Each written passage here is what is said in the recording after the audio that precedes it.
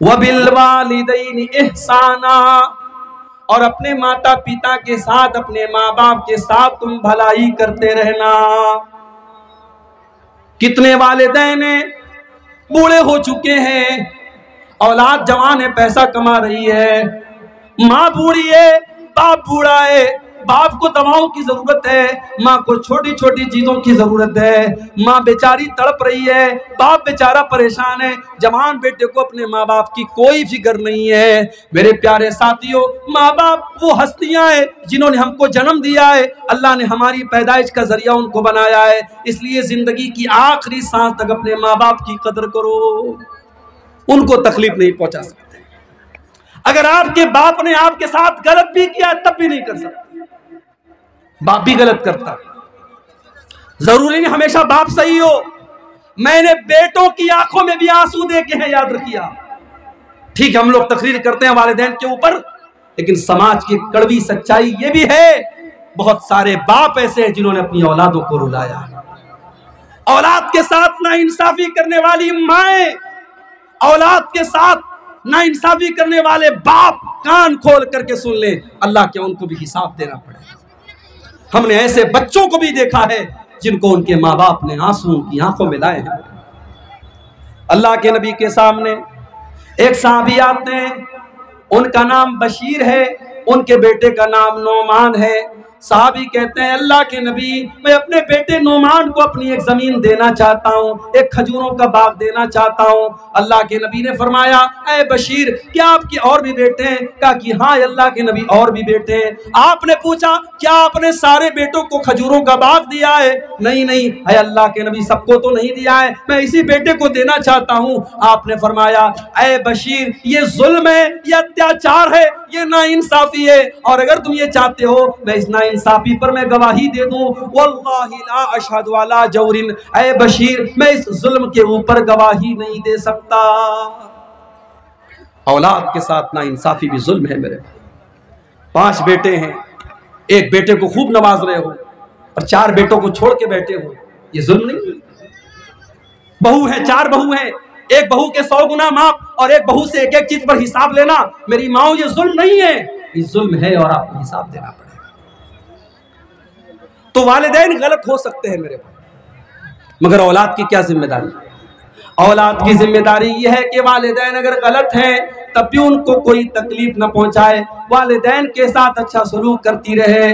अल्लाह ने फरमाया, वक़ज़ा रब्बुका अल्ला ताबुदू इल्ला इय्याहु व बिल वालिदैनि इहसाना, तुम्हारे वालिदैन के साथ तुम्हें हमेशा अच्छा सलूक करना है। इम्मा यबलुगन्ना इंदकल किबरा अहदुहुमा औ किलाहुमा फला तकुल लहुमा उफ़्फ़िन, अगर तुम्हारे वालिदैन बूढ़े हो जाए, कोई एक बूढ़ा हो जाए या दोनों बूढ़े हो जाए, फला तकुल लहुमा उफ़्फ़िन, तो तुम उनको उफ भी न कहना, वला तनहरहुमा, उनको डांटना नहीं, उनको फटकारना नहीं, वकुल लहुमा कौलन करीमा, उनसे अदब से बात करना, उनसे तमीज से बात करना, वक़्फ़िज़ लहुमा जनाह ज़ुल्ल मिनर रहमा, और अपने माँ बाप के लिए हमेशा रहमत के बाजू को बिछा देना, वक़ुर रब्बिरहमहुमा कमा रब्बयानी सगीरा, और हमेशा ये दुआ करते रहना कि ऐ मेरे परवरदिगार, तू मेरे वालिदैन पर रहम फरमा, जिस तरीके से बचपन में उन्होंने मुझको पाला है। एक सहाबी अपनी बूढ़ी माँ को अपने कंधे पर बिठा के खाने काबा का तवाफ कर रहे थे। हजरत उमर की नजर पड़ी, सहाबी ने तवाफ कराने के बाद कहा कि अमीरुल मोमिनीन, आज मैंने अपनी माँ का हक अदा कर दिया, आज मैंने अपने कंधे पर बिठाकर अपनी माँ को उम्रा करा दिया, तवाफ करा दिया, आज मैंने अपनी माँ का हक अदा कर दिया। हजरत उमर ने कहा, वला वला ज़फ़रतन वाहिदा, तेरी माँ ने जब तुझको जन्म दिया था, तेरी माँ के मुंह से जो आवाज निकली थी चीखने की और रोने की, अभी तो तूने उस आवाज का भी हक अदा नहीं। माँ बाप का आप हक अदा नहीं कर सकते मेरे। माँ बाप क्या चीज है, ये जब आप खुद बाप बनेंगे, जब आप खुद माँ बनेंगी, तब आपको पता चलेगा उन्होंने हमारे लिए कैसी कैसी कुर्बानियां दी। इसीलिए अल्लाह के नबी फरमाते हैं, माँ के बारे में आपने फरमाया, फ़इन्नल जन्नता ताता कदमिया, माँ के पैरों के नीचे तुम्हारी जन्नत है। बाप के बारे में आपने फरमाया, अल वालिदु औसतु अब्वाबिल जन्ना, बाप जन्नत का दरवाजा है। न माँ को नाराज करके जन्नत मिलेगी, न बाप को नाराज करके जन्नत मिलेगी। अपने माँ बाप को राजी करो, अपने माँ बाप को खुश करो। और आगे बढ़ो, वबिजिल कुर्बा, और अपने रिश्तेदारों के साथ भी भलाई करो। जो तुम्हारे रिश्तेदार हैं, कोई भतीजा है, कोई भांजा है, कोई चाचा है, कोई ताया है, कोई खाला है, कोई खालू है, ये जितने तुम्हारे रिश्तेदार हैं तुम उनके साथ भलाई करते रहो। रिश्तेदार का भी बड़ा हक है मेरे भाई। ये रिश्ते जो होते हैं ये हम नहीं बनाते, ये अल्लाह बनाता है। हम दुनिया में पैदा हुए, हमें पता लगा ये हमारा भाई है, ये हमारा बाप है, ये हमारा भतीजा है, ये हमारे चाचा है, ये हमारे ताया है। ये रिश्ते अल्लाह ने बनाए हैं। जब रिश्ते अल्लाह ने बनाए हैं तो हम उनको तोड़ नहीं सकते। अगर तोड़ेंगे तो अल्लाह बड़ी सख्त सजा देगा। अल्लाह के नबी फरमाते हैं, जब अल्लाह ताला ने सारी कायनात को पैदा किया तो रिश्ता जो है ये अल्लाह के पास आया और रिश्ते ने आकर के कहा, हाजा मकामुल आइज़ बिका, ऐ अल्लाह मैं तेरी पनाह में आया हूँ, अब तू बता दे मेरे साथ क्या सलूक होना चाहिए। अल्लाह ने फरमाया कि ऐ रिश्ता, जो तुझको तोड़ेगा, जो तुझको काटेगा मैं उसको काटूंगा, जो तुझको जोड़ेगा मैं उसको जोड़ूंगा। जो रिश्ता तोड़ेगा अल्लाह उसे तोड़ेगा, जो रिश्ता जोड़ेगा अल्लाह उसे जोड़ेगा। इसलिए रिश्तेदार का हक अदा किया करोगे। कयामत के दिन जब लोग पुल सिरात पर जाएंगे, अल्लाह के नबी फरमाते हैं दो चीजें पुल सिरात के दोनों तरफ खड़ी हो जाएंगी। एक तरफ अमानत खड़ी हो जाएगी, एक तरफ रिश्ता खड़ा हो जाएगा। और जिसने अमानत में खयानत की होगी, जिसने रिश्तेदारों का हक मारा होगा, पुल सिरात पर उसको ये दोनों पार करने नहीं देंगे। और पुल सिरात कैसा होगा? बाल से ज्यादा बारीक और तलवार से ज्यादा तेज होगा। पुल सिरात पर गुजरना बड़ा मुश्किल काम होगा। और सोचो, अगर हमने अपने किसी रिश्तेदार के साथ हक तलफी की है और अगर हमने अमानत में खयानत की है तो ये दोनों उस पुल सिरात पर एक बैरियर बन के खड़े हो जाएंगे और पुल सिरात पर गुजरने नहीं देंगे। इसलिए रिश्तेदारों के साथ कभी हक तलफी मत करो। और एक बात और याद रखो मेरे भाइयों, अगर आपका कोई रिश्तेदार आपके साथ गलत करता है, आपको शादी में दावत नहीं देता है, तो आप अपनी तरफ से उसको दावत दीजिए। आप अपने सुख दुख में उसे बुलाइए। वो नहीं बुलाता है, कोई बात नहीं, अल्लाह क्या वो हिसाब देगा। आप अपने रिश्तेदार का जो हक अदा कर सकते हैं वो कर दें। अल्लाह के नबी के पास एक साहबी आते हैं, अय अल्लाह के नबी मेरे कुछ रिश्तेदार हैं, मैं उनके साथ अच्छा सलूक करता हूँ, मेरे साथ बुरा सलूक करते हैं। मैं नरमी करता हूँ, वो सख्ती करते हैं। मैं रहम करता हूँ, वो सख्ती करते हैं। अय अल्लाह के नबी मुझे क्या करना चाहिए? आपने फरमाया जैसा तुम बता रहे हो अगर वैसा ही तुम कर रहे हो तो अल्लाह ताला की तरफ से एक हिफाजत करने वाला बराबर तुम्हारी हिफाजत करता रहेगा। जब तक तुम इस तरीके पर अमल करते रहोगे, अल्लाह की तरफ से हिफाजत करने वाला बराबर तुम्हारी हिफाजत करता रहेगा। तो हक रिश्तेदारों का हक अदा किया करो मेरे भाई।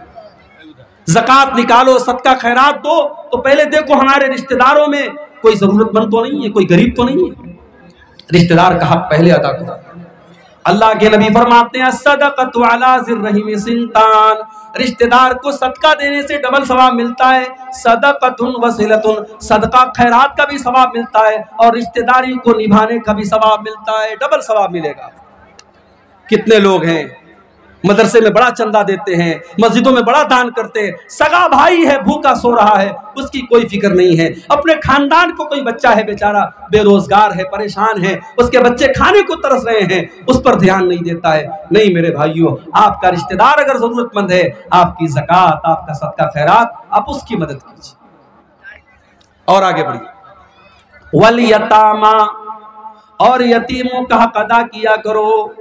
जो अनाथ हो गया, जो यतीम हो गया, जिसका बाप दुनिया से चला गया, वो बेचारा बेसहारा हो गया, उस यतीम का सहारा तुम बन जाओ, उस यतीम की मदद किया करो। हाँ, अगर यतीम का माल कोई नाजायज तरीके से खा रहा है और यतीमों के नाम पर आने वाला पैसा उसके पेट में जा रहा है, वो कान खोल करके सुन ले। अल्लाह फरमाता है इन्नल्लज़ीना याकुलूना अम्वालल यतामा ज़ुल्मन इन्नमा याकुलूना फी बुतूनिहिम नारा। जो लोग यतीम का माल नाजायज तरीके से खा रहे हैं, वो अपने पेट में जहन्नम की आग भर रहे हैं।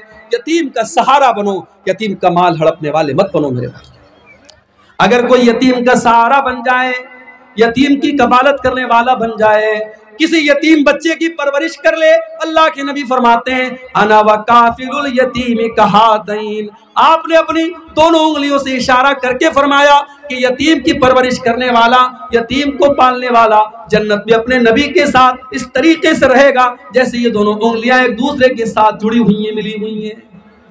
अगर किसी को अपने दिल में सख्ती महसूस हो रही है, किसी को ऐसा लग रहा है मेरा दिल बहुत सख्त हो गया है, अल्लाह के नबी ने फरमाया इमसा बिरासिल यतीम, किसी यतीम के सर पे मोहब्बत से हाथ फेर दो, किसी यतीम की मदद कर लो, किसी यतीम का सहारा बन जाओ, तुम्हारे दिल की सख्ती दूर हो जाएगी, तुमको अपना दिल नरम महसूस होने लगेगा।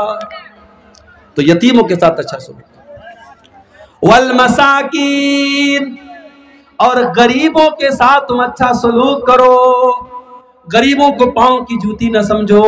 आपको अल्लाह ने पैसे वाला बनाया है, बहुत अच्छी बात है, आप महल में रहते हैं, बहुत अच्छी बात है, आप बड़ा कीमती कपड़ा पहनते हैं, बहुत अच्छी बात है, मगर कमजोरों को और ये गरीबों को और मिस्कीनों को कभी हकीर मत जानो। अल्लाह के नबी फरमाते हैं हल तुनसरून इल्ला बिज़ुअफ़ाइकुम, हो लोगों जब अल्लाह तुम्हारी मदद करता है तो इन्हीं कमजोरों की दुआओं की वजह से करता है, इन्हीं मजबूरों की दुआओं की वजह से करता है। अल्लाह गरीबों की और कमजोरों की दुआओं को पहले सुनता है। गरीबों के साथ अच्छा सुनो। हमारे नबी गरीबों के साथ मिलजुल के रहते थे, दुआ किया करते थे अल्लाह के नबी, अल्लाहुम्मा अहयिनी मिस्कीना व अमितनी मिस्कीना वहशुरनी मअ ज़ुमरतिल मसाकीन, ऐ अल्लाह मुझे मिस्कीन बना करके जिंदा रखना, मिस्कीन बना करके उठाना और क़यामत के दिन मिस्कीनों के साथ मेरा हशर करना। पता ये चला कि गरीबों और मिस्कीनों को हकीर न जाना जाए। अगर हमें अल्लाह ने नवाजा है, उन गरीबों की मदद करें, मदद नहीं कर सकते मोहब्बत से टाल दिया करें, लेकिन गरीबों के साथ बदतमीजी न करें, उनकी तहकीर न करें। और आगे बढ़िए, वल जारि ज़िल कुर्बा, और अपने उस रिश्तेदार के उस पड़ोसी के साथ अच्छा सलूक करो जो आपका रिश्तेदार भी है। एक होता है पड़ोसी, और अगर पड़ोसी रिश्तेदार भी है तो उसका डबल हक है। और बाज़ उलमा ने कहा कि यहाँ वल जारि ज़िल कुर्बा से मुराद वो पड़ोसी है जो मुसलमान है। एक तो पड़ोसी है ऊपर से मुसलमान है, पड़ोसी का हक अपनी जगह और मुसलमान भाई का हक अपनी जगह, उस पड़ोसी के साथ अच्छा सुनो। जन्नत में नहीं जा सकते हम अगर पड़ोसी को तकलीफ पहुंचाए। इस्लाम तो यहां तक कहता है आपका पड़ोसी आपके मजहब का है कि नहीं, आपके मसलक का है कि नहीं, पड़ोसी को तकलीफ नहीं पहुंचाना है। अल्लाह के नबी फरमाते हैं वो इंसान जन्नत में नहीं जा सकता, वो इंसान जन्नत में नहीं जा सकता, वो इंसान जन्नत में नहीं जा सकता। सहाबा ने पूछा अय अल्लाह के नबी कौन नहीं जा सकता? आपने फरमाया मल्ला यामन जारुहु बवाइकहु, जिसका पड़ोसी उसकी तकलीफ से महफूज ना हो, जो अपने पड़ोसियों को तकलीफ पहुंचाता हो, अपने पड़ोसियों को ईसाएं देता हो, अपनी जुबान से तकलीफ पहुंचाता हो, अपने हाथ से तकलीफ पहुंचाता हो, वो इंसान जन्नत में नहीं जाएगा। पड़ोसी का बहुत बड़ा हक है। यहां तक अल्लाह के नबी ने फरमाया खाना बना रहे हो, सालन में थोड़ा पानी बढ़ा दो। अगर तुमको पता चल जाए तुम्हारे पड़ोसी कुछ बेचारे भूखे हैं, अपने सालन, अगर सालन ज्यादा पकाने की ताकत नहीं है, उस सालन में पानी बढ़ा दो ताकि उन पड़ोसियों तक भी सालन पहुंच जाए, उनको भी खाना खिला दो, उनकी भी मदद करो। अम्मा आयशा फरमाती है कि अल्लाह के नबी ने फरमाया कि हजरत जिब्रील मुझे इतनी वसीयत करते थे पड़ोसी के बारे में, हत्ता ज़ननतु अन्नहु सयुवर्रिसुहु, कि मैंने सोचा कि कहीं पड़ोसी को अल्लाह ताला वारिस ना बना दे, कहीं वरासत में पड़ोसी का हिस्सा ना बना दे। वल जारि ज़िल कुर्बा वल जारिल जुनुबी, तुम्हारा पड़ोसी अगर अपने मजहब का है तब भी उसके साथ अच्छा सलूक करो, और अगर तुम्हारे मजहब का नहीं, अजनबी है, दूसरे मजहब का मानने वाला है, तब भी उसके साथ अच्छा सलूक करो। वस्साहिबि बिल जंबी, और अपने सफर के साथी के साथ, अपने हम सफर के साथ भी अच्छा सलूक करो। ट्रेन में सफर कर रहे हो, आपके पड़ोस में आपके बगल वाली सीट पर कोई मुसलमान बैठा है, कोई गैर मुस्लिम बैठा है, कोई मर्द बैठा है, कोई औरत बैठी है, अगर उसको किसी मदद की जरूरत है उसकी मदद कर दिया करो, अपने हम सफर की भी मदद करो। इस्लाम ये सिखाता है मेरे भाइयों। उसके बाद फरमाया वब्नि सबील, और मुसाफिरों की मदद किया करो। आपके गांव में दूसरे गांव का कोई इंसान आया, बेचारा परदेसी है, मुसाफिर है, भूखा है, उसको खाना खिला दो, पैसे की जरूरत है उसको पैसा दे दो, उसको रात में ठहरना है ठहरने का इंतजाम कर दो, वो अपनी सबील मुसाफिरों की मदद किया करो। और आखिरी चीज वमा मलकत ईमानुकुम, और अपने गुलामों के साथ, अपने लौंडियों के साथ अच्छा सलूक किया करो। हजरत अनस 10 साल तक अल्लाह के नबी की खिदमत करते हैं और 10 साल तक अल्लाह के नबी की खिदमत करने के बाद कहते हैं कि 10 साल का अरसा गुजर गया, ना तो आज तक कभी नबी ने मुझको मारा, न डांटा, न बुरा भला कहा, और मैंने नबी के जरिए कभी कोई सख्ती नहीं देखी। अपने नौकरों के साथ, अपने अंडर में काम करने वालों के साथ हमेशा अच्छा सुनो। हजरत अबू जर गिफारी अल्लाह के नबी के पास आते हैं, अय अल्लाह के नबी, मेरा एक गुलाम है, मेरा एक नौकर है, मैंने गुस्से में उसको बुरा भला कह दिया, उसकी मां का नाम लेकर के उसको ताना दे दिया। अल्लाह के नबी ने फरमाया, अय अबू जर, ये तो बहुत गलत काम तुमने कर दिया।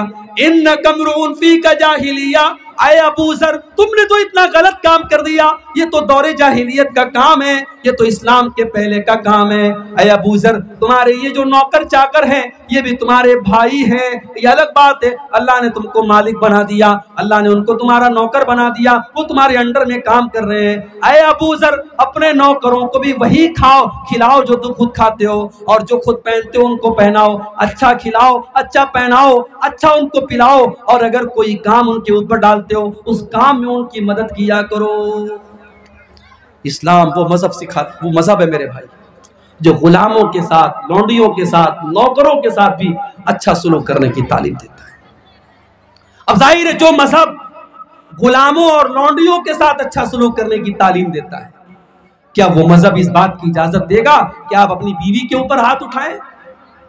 बहुत सारे लोग हैं अपनी बीवियों को जानवरों की तरह मारते रहते हैं और ये समझते हैं कि साहब हम बड़े बहादुर हैं, हम बड़े तुर्रम खा हैं, हमारी बीवी तो हमसे डरती है। माफ कीजिए, बीवी को डरा करके रखने वाला शौहर बहुत अच्छा शौहर है। जो लोग ये कहते हैं ना, बड़े फख्र से अपनी मूंछों पर ताव दे के कहते हैं साहब मेरी बीवी तो मुझसे दब के रहती है। बीवी को दबा के रखना कौन से कमाल की बात? बीवी को ऐसे रखो कि बीवी आपसे मोहब्बत करे, आपकी चाहत में परेशान हो, आपके बगैर रह न सके, जिस तरीके से हमारे नबी सल्लल्लाहु अलैहि वसल्लम अपनी बीवियों को रखा। और याद रखो, जब पड़ोसी को तकलीफ देना हराम है, जब गुलाम को तकलीफ देना हराम है, तो बीवी को तकलीफ देना कैसे जायज हो सकता है?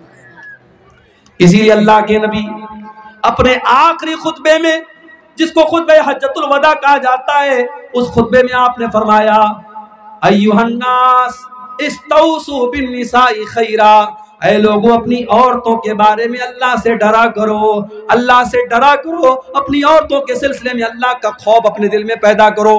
फ़इन्नकुम अखज़्तुमूहुन्ना बिअमानिल्लाह वस्तहललतुम फुरूजहुन्ना बिकलिमतिल्लाह। जब तुमने अपनी बीवी के साथ निकाह किया, जब तुमने शादी की, मौलवी साहब ने अल्लाह का नाम लेकर के बीवी को तुम्हारे लिए हलाल कर दिया। जब मौलवी साहब ने कहा कि मैं फलानी का निकाह तुम्हारे साथ करता हूं और तुमने कहा मैंने कबूल कर लिया, वो बीवी कल सर से पैर तक तुम्हारे लिए हराम थी, आज सर से पैर तक हलाल हो गई। ओ लोगो, तुमने अल्लाह का नाम लेकर के अपनी बीवी से निकाह किया है और उसको अपने लिए हलाल किया है, इसलिए बीवी के ऊपर कोई जुल्म न करना, कोई अत्याचार न करना, उनके साथ बुरा सलूक न करना। एक सहाबी ने अल्लाह के नबी से पूछा, अय अल्लाह के नबी, बीवी का हक क्या है हमारे ऊपर? आज कोई शौहर ये नहीं पूछेगा, सारे शौहर ये कहेंगे मौलवी साहब औरतों को समझाइए। कोई शौहर कभी आके मौलवी साहब से ये नहीं कहेगा मौलवी साहब मुझको मेरा हक बताइए, मुझे क्या करना चाहिए बीवी के साथ। सहाबी ने आके पूछा, अल्लाह के नबी, मा हक़्क़ु ज़ौजती अहदिना अलैहि, अय अल्लाह के नबी, बीवी का हक हमारे ऊपर क्या है? आपने फरमाया, अन तुतीमहा इज़ा तइमता व तुलबिसहा इज़ा लबिस्ता, जो तुम खाओ अपनी बीवी को खिलाओ, और जो जिस स्टैंडर्ड का कपड़ा तुम पहनते हो अपनी बीवी को पहनाओ। वला तज़रिबिल वजह, और कभी बीवी के चेहरे पर हाथ न उठाओ। वला तुक़ब्बे, और कभी बीवी से गाली गलौज न करो। वला तहजुर इल्ला फिल बैत, और बीवी से जितना भी नाराज हो जाओ कभी घर के बाहर मत निकालो। घर का झगड़ा घर के बाहर न जाए, बीवी से नाराज हो घर के अंदर तक बात रखो, घर के बाहर बात नहीं जानी चाहिए। बीवी का हक ये है मेरे भाई। शौहर का हक क्या है? मेरी माए बहनें सुन लें, अल्लाह के नबी से पूछा गया बेहतरीन शौहर क्या है? बेहतरीन औरत कौन सी औरत है? जो अपने शौहर के लिए बेहतरीन बीवी कौन सी है? आपने फरमाया अल्लती तसुर्रुहा इज़ा नज़र, बेहतरीन औरत की खूबी है जब शौहर देखे तो खुश हो जाए, वह तुतीउहु इज़ा अमर, और जब शौहर कोई बात कहे तो बीवी मान जाए, वला तुखालिफुहु फी नफ्सिहा व मालिही बिमा यकरा, और अपनी आबरू के सिलसिले में और शौहर के माल के सिलसिले में कोई ऐसा काम न करे जो शौहर को नापसंद हो। अपने शौहर के माल को कीमती समझे, शौहर के माल को पानी की तरह न बहाए और अपनी आबरू की हिफाजत करे, अपनी इज्जत की हिफाजत करे। ऐसी जगह न जाए जहां शौहर जाने से मना करता है। तो ये मियाँ बीवी के हुकूक है मेरे भाइयों, इनका भी हमें ख्याल करना चाहिए। और आखिरी बात जो बयान करके मैं बात खत्म करूंगा, क्योंकि अभी हमारे मौलाना मुनीरुद्दीन साहब की भी तकरीर होनी है, 2:30 बजने वाले हैं। आप ये सोचे मेरे भाइयों, ये हुकूक मैंने आपके सामने जो बयान किया, हुकूकुल इबाद का जो मैटर मैंने आपके सामने रखा, हमारे नबी की नजर में ये मैटर कितना बड़ा था। आप अल्लाह के नबी का आखिरी वक्त देखिए, अल्लाह के नबी का जब आखिरी वक्त है और आप परेशान हैं और जुबान से आपके अल्फाज सही तरीके से नहीं निकल पा रहे, इतनी कमजोरी है, इतनी बीमारी है, उस आलम में अल्लाह के नबी अपनी उम्मत को क्या वसीयत करके जाते हैं? अच्छा, अल्लाह के नबी उस हालत में अपनी उम्मत को वसीयत करके जाते हैं, अस्सलाता अस्सलाता वमा मलकत ईमानुकुम। अल्लाह के नबी अपनी बीमारी के अय्याम में वसीयत करके जा रहे हैं, ओ लोगों नमाज की पाबंदी करते रहना, ओ लोगों नमाज का ख्याल करते रहना, वमा मलकत ईमानुकुम, और अपने गुलामों का, अपने लौंडियों का ख्याल करते रहना। अल्लाह के नबी अपने आखिरी टाइम में नमाज की वसीयत करके जा रहे हैं और हुकूकुल इबाद की वसीयत करके जा रहे हैं। और मुझे कहने की इजाजत दीजिए, आज इन्हीं दोनों मामले में हम सबसे ज्यादा पीछे हैं। आज गांव गांव में मस्जिदें बनी हुई हैं, मस्जिदों के जलसे आपके सीमांचल में हर साल होते हैं। मस्जिद तो बना ली शब भर में ईमान की हरारत वालों ने, मन अपना पुराना पापी था बरसों में नमाजी बन न सका। जलसे में 1000 लोग आते हैं, जलसे में 1000 औरतें आती हैं, लेकिन जलसे के बाद जब हम आते हैं पता लगता है मस्जिद में 10 लोग नमाज पढ़ने आए हैं, मस्जिद में 4 लोग नमाज पढ़ने आए हैं। फजर की नमाज का तो ये हाल है, कुछ बूढ़े लोग अगर फजर की नमाज में आकर के ताला न खोले तो कितनी मस्जिदें बंद हो जाएंगी, मस्जिदों में ताला लग जाएगा। मेरे प्यारे साथियों, नमाज आपके नबी की आखिरी वसीयत है और अल्लाह के नबी अपनी उम्मतियों को बता के जा रहे हैं, अस्सलाता अस्सलाता, नमाज को बर्बाद न करना, नमाज का ख्याल करना। अपने नबी से कैसी मोहब्बत करते हो, अपने नबी से कैसा प्यार करते हो। अगर वाकई में नबी से मोहब्बत करते हो तो नमाज के पाबंद बन जाओ मेरे भाइयों, नमाज की पाबंदी को। और जानते हो कुरान में अल्लाह ताला ने मर्द किसको कहा? हमसे और आपसे कोई पूछे भाई मर्द कौन है, तो हमारी नजर में मर्दानगी की अपनी अपनी डिफिनीशन है, मगर कुरान में अल्लाह ने मर्द किसको कहा है? फरमाया रिजालुल्ला तुलहीहिम तिजारतुन वला बैउन अन जिक्रिल्लाहि व इकामिस सलाह। मर्द तो वो है, हकीकत में मर्द कहलाने के लायक तो वो लोग हैं, वो कारोबार भी करते हैं, वो बिजनेस भी करते हैं, मगर उनका कारोबार उनको अल्लाह के जिक्र से गाफिल नहीं करता। उनका बिजनेस, उनकी तिजारत, उनका कारोबार उनको नमाज से गाफिल नहीं करता। नमाज का टाइम आता है वो अपने कारोबार को छोड़ करके नमाज में लग जाते हैं। मदीना में आज भी मदीना में आप चले जाएं, अगर उम्रा करने की अल्लाह ताला आपको तौफीक दे, जाके देखें आप मदीना मुनव्वरा में मस्जिद नबी के बाहर जो बड़ी बड़ी दुकानें हैं, जैसे ही मुअज्जिन की आवाज आती है हय्या अलस सलाह, सारी दुकानें बंद हो जाती हैं, सारे कारोबार बंद हो जाते हैं। मेरे प्यारे साथियों, यही एक इस्लामी सोसाइटी की पहचान है, यही एक मुसलमान घर की पहचान है। जब नमाज का टाइम हो जाए सारे कामों को छोड़ दिया जाए, नमाज से बढ़ के कुछ नहीं है, नमाज से इम्पोर्टेंट कुछ नहीं है। और दूसरी वसीयत अल्लाह के नबी ने की, हुकूकुल इबाद। और आज हुकूकुल इबाद का मामला ही सबसे खतरनाक है। कयामत के दिन हमें हुकूकुल इबाद का बदला चुकाना पड़ेगा। अल्लाह के नबी फरमाते हैं लतुअद्दुन्नल हुकूक इला अहलिहा, ओ लोगों तुम्हें कयामत के लोगों का हक देना पड़ेगा। हत्ता युकादा लिशातिल जलहाई मिनशातिल करना, यहाँ तक कि अल्लाह ताला जानवरों के दरमियान भी जो झगड़े हुए हैं उन जानवरों से भी क़िसास लिया जाएगा। अगर सींग वाली बकरी ने अगर बगैर सींग वाली बकरी को मारा होगा तो बगैर सींग वाली बकरी से क़यामत के दिन सींग वाली बकरी से क़िसास लिया जाएगा कि उसने बगैर सींग वाली बकरी को क्यों मारा है। जानवरों में भी क़िसास होगा।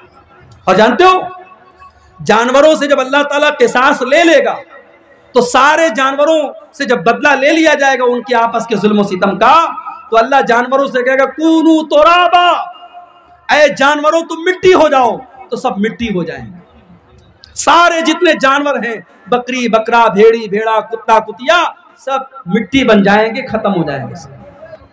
और जब ये मंजर काफिर देखेगा तो काफिर क्या कहेगा, इन्ना अंज़रनाकुम अज़ाबन करीबा, ओ लोगो हम तुमको कयामत के दिन को उस अजाब से डरा रहे, यौम यंजुरुल मरउ मा क़द्दमत यदा, जिस दिन इंसान ये देख लेगा कि मैंने क्या आगे बढ़ाया था, मैंने क्या करतूत आगे बढ़ाया था, मैंने क्या अमल आगे के लिए बढ़ाया था। वयक़ूलुल काफ़िरु या लैतनी कुन्तु तुराबा, और काफिर कहेगा ऐ अल्लाह काश मैं भी जानवर होता तो आज तू मुझसे कह देता मिट्टी हो जा और मैं मिट्टी हो जाता। ऐ अल्लाह काश कि मैं इंसान न होता तो आज मेरा हिसाब व किताब न हुआ होता। मेरे भाइयों, क़यामत के दिन हमें एहसास होगा कि हुकूकुल इबाद का मैटर कितना खतरनाक है। दुनिया में सुलझा लो मेरे भाई, दुनिया में हल कर लो। किसी के साथ अगर बेईमानी की है, किसी का हक मारा है, हो सकता है दुनिया में पावर हमारे पास, हो सकता है हम अच्छे वकील को खरीद करके, जज को पैसा दे करके, पुलिस वालों से बात करके अपनी सेटिंग कर लें, अपने हक में फैसला करवा लें। मगर कान खोल करके सुन लो, अगर हमने नाजायज तरीके से किसी की जमीन पर कब्जा कर लिया, अल्लाह के नबी फरमाते हैं ओ लोगों, जब तुम मेरे पास कोई फैसला लेकर के आते हो सकता है मैं इंसान हूं, मुझसे फैसला करने में गलती हो सकती है, हो सकता है कोई बातचीत करने में बड़ी चिकनी चुपड़ी बातें करने वाला हो और मैं उसके हक में फैसला दे दूं, और जो बेचारा सही था मैं उसके खिलाफ फैसला दे दूं। ओ लोगों, कान खोल करके सुन लो, मैंने जिसके हक में फैसला कर दिया और वो उसका हकदार नहीं था, आपने फरमाया इन्नी क़ज़यतु लहू बिक़ितातिन मिनन नार, जिसको मैं गलत तरीके से, उसका हक नहीं है और वो जमीन का टुकड़ा ले रहा है, मैं जमीन का टुकड़ा नहीं दे रहा हूं, मैं जहन्नम की आग दे रहा हूं, वो जहन्नम की आग लेके जा। नाजायज तरीके से जो जमीन कमा रहे और खा रहे हैं वो जमीन नहीं हासिल कर रहे हैं, वो जहन्नम का टुकड़ा हासिल कर रहे हैं। इसीलिए अल्लाह के नबी फरमाते हैं मन अखज़ शिब्रम मिनल अर्ज़ि, जिसने एक बालिश्त, एक हमारे हाथ के पंजे का जो नाप है, एक बालिश्त अगर किसी की जमीन आपने हड़प ली, एक बित्ता जमीन आपने किसी दूसरे की हड़प ली, अल्लाह के नबी फरमाते हैं मन अखज़ शिब्रम मिनल अर्ज़ि, एक बालिश्त जमीन अगर किसी ने हड़प ली तो बिक़मिन सब'i अर्ज़ीन यौमल क़ियामा, उसके गले में क़यामत के दिन 7 जमीनों का तौक बना करके डाला जाएगा, 7 जमीनों का तौक बना करके उसकी गर्दन में डाला जाएगा। इतना खतरनाक अज़ाब होगा। किसी की जमीन हड़पना, किसी का माल हड़पना, किसी की इज्जत और आबरू पर हमला करना, ये सब हुकूकुल इबाद से इसका ताल्लुक है मेरे भाई। और अल्लाह के नबी की बड़ी सख्त वईद इस सिलसिले में आई। आज हुकूकुल्लाह पर तो बहुत मेहनत हो रही है माशाअल्लाह, और होनी भी चाहिए। नमाज की तरफ लोग आ जाते हैं, पैसा होता हज कर लेते, उम्रा कर लेते, मगर हुकूकुल इबाद के मामले में बड़ी लापरवाही है। इमाम सुफियान सौरी कहा करते थे अगर तुम अल्लाह ताला के यहाँ इस हाल में जाओ कि तुमने 70 गुना ऐसे किए जिनका ताल्लुक तुम्हारे और अल्लाह के बीच में है, 70 गुना ऐसे करके गए जिनका ताल्लुक हुकूकुल्लाह से है, अल्लाह के हुकूक से है, और 30 गुना ऐसे करके गए जिसका ताल्लुक हुकूकुल इबाद से है, तो तुम बहुत बड़े खतरे में हो। जो हुकूकुल इबाद वाले गुनाह लेकर के गए हो उसका खतरा ज्यादा है मेरे भाई। इसलिए हुकूकुल इबाद के मामले में मेरे भाई, और जब हुकूकुल इबाद की बात आई है तो एक बात और कहना चाहूंगा, पैसा कमाना इस्लाम की नजर में बुरा नहीं है। माफ कीजिएगा, पैसा कमाना बुरा नहीं है। पैसा कमाने के हजारों रास्ते हैं, हलाल रास्ते हैं, खूब पैसा कमाओ। पूरे गांव में आपका मकान सबसे अच्छा बन जाए, हमें कोई प्रॉब्लम नहीं है। सबसे ज्यादा आपके पास दौलत आ जाए, कोई प्रॉब्लम नहीं है। प्रॉब्लम यह है कि इंसान पैसा कमाने के पीछे अंधा हो जाए। अभी मैंने सुना है आपके इलाके में क्रिप्टो करेंसी के जरिए पैसा कमाने की बड़ी होड़ मची हुई है। एक नौजवान ने बताया बहुत सारी कंपनियां आई हुई हैं, इस कंपनी में पैसा लगा लो डेली इतना पैसा मिलेगा, इस कंपनी में पैसा लगा लो डेली इतना मिलेगा, 10 लोगों को जोड़ दो इतना पैसा मिलेगा। भाई साहब, आप अगर कहीं पैसा लगा रहे हैं, शरीयत में यह है कि आप तिजारत कर सकते हैं। अगर आप खुद तिजारत नहीं कर सकते, आपने किसी को पैसा दे दिया, वो बिजनेस कर रहा है, परसेंटेज तय हो गया, 50% वो खाएगा, 50% आप लेंगे, कोई मसला नहीं। लेकिन आपने जिस कंपनी में पैसा लगाया वो कंपनी क्या कर रही है, उसका बिजनेस क्या है, उसका कारोबार क्या है, कुछ आता पता नहीं। सब कॉइन खरीद रहे हैं, क्रिप्टो करेंसी है, उलमा के फतवे मौजूद हैं। ये क्रिप्टो करेंसी सही नहीं है। करेंसी वो होती है जो आपके हाथ में होती है, जिसके आप मालिक होते हैं, जिसको आप जब चाहे तब खरीद सकते हैं, बेच सकते हैं, जिसको कंपनी लॉक कर दे रही है कि साहब आप 1 साल के लिए कुछ नहीं कर सकते, आपको डेली रिवार्ड मिलेगा, वो सही नहीं है। और नेटवर्किंग की जितनी शक्लें हैं, उलमा के फतवे मौजूद है तफसील से, आप उन फतवों को जाके देख लें, इंटरनेट पर भी आपको मिल जाएंगे। नेटवर्किंग के जरिए जितने काम हो रहे हैं ये बिल्कुल भी सही नहीं है। हलाल तरीके से कारोबार करो, जायज तरीके से।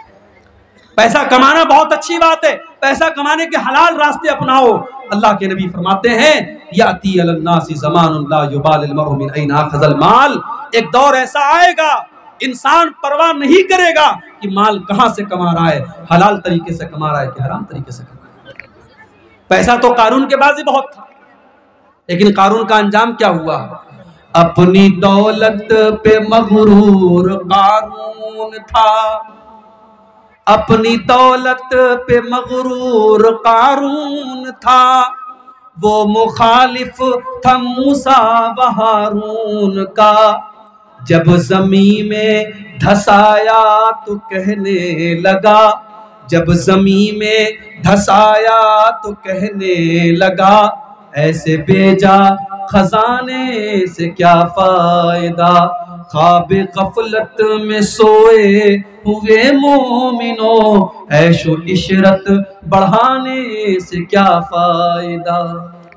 अल्लाह के न कुर्सी काम देगी न दौलत काम देगी मेरे भाई, अल्लाह क्या हमारा और आपका अमल काम देगा। था हुकूमत का फिरौन को भी नशा, जुल्म पर जुल्म खिलकत पे करता रहा, था हुकूमत का फिरौन को भी नशा, जुल्म पर जुल्म खिलकत पे करता रहा। जब समंदर में डूबा तो कहने लगा, जब समंदर में डूबा तो कहने लगा, इस हुकूमत के पाने से क्या फायदा, ख्वाब गफलत में सोए हुए मोमिनो, ऐशो इशरत बढ़ाने से क्या फायदा। दौलत कमाने के हलाल रास्ते अपनाओ। ये सट्टे के जरिए पैसा कमाना, ये जुआ के जरिए पैसा कमाना, ये ऑनलाइन हराम तरीके से ऐप के जरिए पैसा कमाना, ये सही नहीं। मेहनत करो, तिजारत करो, दिमाग लगाओ। तिजारत करके लोग करोड़ों अरबों कमाते हैं, आप भी कमा सकते हैं मेरे भाई।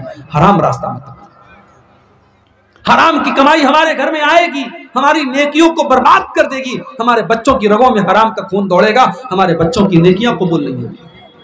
अल्लाह के नबी फरमाते हैं, व मतअमुहु हराम व मशरबुहु हराम व मलबसुहु हराम व गुज़िया बिल हराम फअन्ना युस्तजाबु लिज़ालिक। जिसका खाना हराम कमाई का, जिसका पानी हराम कमाई का, जिसका कपड़ा हराम कमाई का, वो इंसान जितनी भी लंबी लंबी दुआएं करे, उसकी दुआ कहां से कबूल होगी। इसलिए मेरे भाइयों, हुकूकुल इबाद में ये बात भी शामिल है। हराम और नाजायज तरीके से हम किसी का माल न खाएं। अपने नौजवानों से कहना चाहता हूं, ताकतवर बनो, ताकत का गलत इस्तेमाल मत करो। अभी 1 महीना पहले आपके इसी इलाके में एक प्रोग्राम हुआ था। एक भाई आज बताने लगे कि एक औरत जा रही थी अपने शौहर के साथ, कुछ लोगों ने उसको रास्ते में गलत समझ करके कि ये कोई नाजायज तरीके से लड़का लड़की जा रहे हैं, उस आदमी को इतना मारा कि वो बेचारा मर गया, मर्डर कर दिया उसका। एक इंसान का खून बहा दिया सिर्फ शक की बुनियाद पर। नहीं मेरे, ताकतवर बनो, मगर ताकत का गलत इस्तेमाल मत करो। अल्लाह के नबी फरमाते हैं अल मोमिनुल क़विय्यु खैरुन व अहब्बु इलल्लाहि मिनल मोमिनिज़ ज़ईफ़। ताकतवर मोमिन कमजोर मोमिन से ज्यादा पसंद है अल्लाह ताला। कमजोर भी पसंद है, ताकतवर भी पसंद है, मगर ताकतवर ज्यादा पसंद है। इसलिए ताकतवर बनो, अपने जिस्म के एतबार से भी, अपने इल्म के एतबार से भी, अपनी टेक्नोलॉजी के एतबार से भी और दौलत के एतबार से भी ताकतवर बनो। आज हमारी कौम को ताकतवर लोगों की जरूरत है, मगर ताकत का कोई मिसयूज नहीं होना चाहिए, ताकत का गलत इस्तेमाल नहीं होना चाहिए। हुकूकुल इबाद के ताल्लुक से ये चंद बातें मैंने आपके सामने रखी है मेरे भाइयों, इस उम्मीद के साथ कि आज जब हम यहाँ से उठेंगे तो हम जाकर के अपने बिस्तर पर हम ये सोचेंगे कि कहीं ऐसा तो नहीं कि हमारी जात के जरिए किसी को तकलीफ पहुंच रही है, कहीं ऐसा तो नहीं कि हम किसी को अपनी जात के जरिए तकलीफ पहुंचा रहे हैं, किसी का हक मार रहे हैं। अगर ऐसा है तो अपनी मरने के पहले अपनी जिंदगी में उससे माफी मांगे, उससे क़िसास ले ले। अल्लाह के नबी जंग के मैदान में सबको सीधा कर रहे हैं। एक सहाबी जिनका नाम सवाद इब्न गजिया है, अल्लाह के नबी सल्लल्लाहु अलैहि वसल्लम अपने नेज़े से सबको सीधा कर रहे हैं, नेज़ा उनके पेट में लग गया। सहाबी ने कहा अल्लाह के नबी आपने मुझे तकलीफ पहुंचाई, अय अल्लाह के नबी आपने मेरे पेट में नेज़ा चुभोया है, मुझे तकलीफ पहुंचाई है, मैं भी आपको उससे बदला लूंगा, आपको उससे क़िसास लूंगा। कुर्बान जाओ अपने नबी के ऊपर। मेरे नबी भी कैसे नबी थे और कैसे इंसान थे। आपने फौरन अपना कपड़ा उठाया, अपना पेट खोला कि ले लो भाई बदला ले लो। सहाबी ने पेट को चूम लिया। सहाबी ने कहा अल्लाह के नबी मेरा मकसद आपसे बदला लेना नहीं था, मैं तो ये चाहता था आखिरी टाइम है, अभी जंग शुरू होने वाली है, क्या पता मैं अल्लाह की राह में शहीद हो जाऊं। अरे अल्लाह के नबी मैं चाहता था मरने के पहले आखिरी मर्तबा आपके जिस्म को चूम करके जाऊं, आपके जिस्म को टच करके जाऊं, ये मेरा मकसद था अल्लाह के नबी, और कोई मकसद नहीं था। मेरे भाइयों, इस्लाम हुकूकुल इबाद के मामले में बहुत सख्त है, इसलिए अगर हुकूकुल इबाद में हमसे कोई हक तलफी और कमी हुई है उसको अपनी जिंदगी में हम माफ करा लें और अल्लाह से माफी भी मांगा करें कि अगर हमसे किसी के हक में कोई कमी और हक तलफी हुई है तो अल्लाह उसको माफ कर दे। दुआ है रब्बुल आलमीन से, रब्बुल आलमीन हम सबको हुकूकुल इबाद के मामले में होशियार रहने की तौफीक अता फरमाए। हमारी जात से, हमारी जुबान से, हमारे हाथों से अगर किसी को तकलीफ पहुंची है, अल्लाह ताला हमें जिंदगी में उससे माफी मांगने की तौफीक अता फरमाए। जो हम में से औलाद वाले हैं, अल्लाह ताला उनको अपने औलाद के साथ सही सलूक करने की तौफीक दे। जो औलाद है, अल्लाह उनको अपने वालिदैन के साथ सही सलूक करने की तौफीक अता फरमाए।